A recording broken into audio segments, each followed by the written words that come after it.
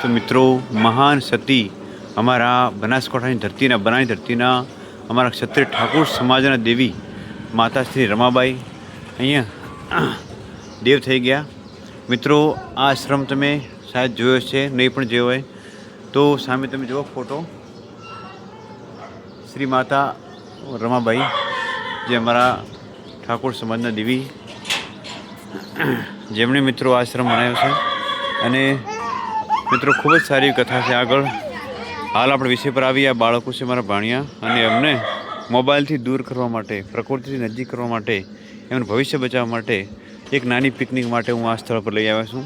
અહીંયા મિત્રો ખૂબ જ સારા પ્રાકૃતિક જીવો છે, ગાયો છે, નાના વાછરડાઓ છે, અને સામે જો પક્ષીઓ છે ભિન્ન ભિન્ન પ્રકારના, જેથી બાળકો મોબાઈલથી દૂર થાય. જો મિત્રો, આ બાળકો ખૂબ સરસ રીતે પક્ષીઓને જોઈ રહ્યા છે. તો આનાથી શું થશે? જો બાળકો રમી રહ્યા છે, મોબાઈલથી દૂર થાય, પ્રકૃતિમાં ખેલતા રમતા થાય, તો એમનું જીવન બને, ભવિષ્ય બને. કેમ કે મોબાઈલ છે એ સૌથી વિનાશકારક છે. એમાં રેડિયેશન બી હોય અને આંખોના નીર ખેંચી લે. જે એક નાનું બાળક 5 વર્ષ કે 3 વર્ષથી ઉંમરથી ચાલુ કરે અને જ્યારે 20 વર્ષનું થાય, લગાતાર 15-17 વર્ષ મોબાઈલ જુએ, એટલે એનું કલ્યાણ થાય એની આંખોનું. તો મિત્રો, બાળકોને મોબાઈલ દૂર કરવા માટે તમારા આજુબાજુમાં કોઈ પ્રાકૃતિક સ્થળ હોય, વૃક્ષો હોય, પશુ પક્ષી હોય, ત્યાં એમને લઈ જાઓ અને તમારા બાળકોને બચાવો. મિત્રો, અહીંયા મારા ભાણિયાઓને મોબાઈલથી દૂર કરવા માટે હું એમને પ્રાકૃતિક દર્શન માટે અહીંયા લઈને આવ્યો છું. તમે જુઓ આ આશ્રમ પર માતા સાધ્વી રમાબાઈ જે અમારા સમાજના મહાન સતી થઈ ગયા, વર્તમાન યુગના સતી, જેમણે સાક્ષાત પ્રમાણ આપ્યું કે ભગવાન છે એવું. એમની મિત્રો આમાંથી એક વાનર હતા, અંજના નામના વાનર હતા. અને એ અંજના અને માતા રમાબાઈની મિત્રતા એવી હતી, એક પોપટ બી હતો કે મિત્રો, જ્યારે રમાબાઈ દેવ થયા ત્યારે એ પોપટ અને અંજની વાનર હતા, એમણે બંનેને અન્નજળ છોડી દીધું. લગભગ 5 દિવસ પછી પોપટે ખાધું હતું અને 11 દિવસ સુધી અંજની વાનર ભૂખે જ રહ્યા અને અંતમાં એમણે પ્રાણ છોડી દીધા. અને એ પણ માતા રમાબાઈના વિયોગમાં સતી થઈ ગયા. બંને સતીઓની અહીંયા સામે સમાધિ છે. અને રમાબાઈ અને એમના બહેન, જે બંને બહેનો અહીંયા આશ્રમ ચલાવે છે મિત્રો. અને આપણે ઠાકોર સમાજ ઉત્તર ગુજરાતની એક સ્ત્રીનું એક શક્તિ શું છે સ્ત્રી, એનું અહીંયા મહત્ત્વ સમજાવી રહ્યા છે. જુઓ મિત્રો અહીંયા.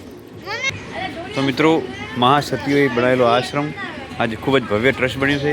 લગભગ 4 થી 5 હજાર ગાયો પણ છે અહીંયા, અને ખૂબ સારું પ્રાકૃતિક સ્થળ છે. આજુબાજુના મિત્રોને હું જરૂર કહીશ કે તમે તમારા બાળકોને બચાવવા માગતા હોય તો એને પ્રકૃતિ પ્રેમમાં લગાવો, મોબાઈલ પ્રેમમાં નહીં, બરાબર? અને પ્રકૃતિને જોવે ખુશ થશે આ લોકો.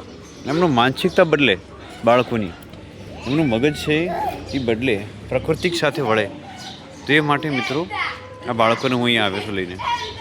જો તમે સસલા છે, પક્ષીઓ, ભિન્ન પ્રકારના પક્ષીઓ, ઉપર મોર પક્ષી ઘણા બધા બેઠા છે, વાછડા બી છે. તો બાળકોનું બહુ સરસ મનોરંજન થાય. હાલ વેકેશનનો સમય છે, તમે પણ તમારા બાળકોને આ ભેંસણા આશ્રમની જરૂર મુલાકાત કરાવશો. ખૂબ જ આનંદદાયક સ્થળ છે મિત્રો. તો મિત્રો, પ્રાકૃતિક જીવન એ માણસનું સાચું જીવન છે. અને તમે જરૂર આ ભેંસણા આશ્રમની મુલાકાત લેશો. યથાશક્તિ દાન આપવું તો આપજો, ને આપો તો કોઈ વાત નહીં, લેકિન જરૂર મિત્રો તમે આ આશ્રમની મુલાકાત લો. ખૂબ જ સારા પક્ષી અહીં રહે છે. અને તમારું બાળક મોબાઈલથી દૂર થશે, પ્રાકૃતિક પ્રેમથી થશે. અને પ્રાકૃતિક જીવ હોય મિત્રો, સર્વની સેવા કરે, મા બાપની સેવા કરે, પશુ પક્ષીની સેવા કરે.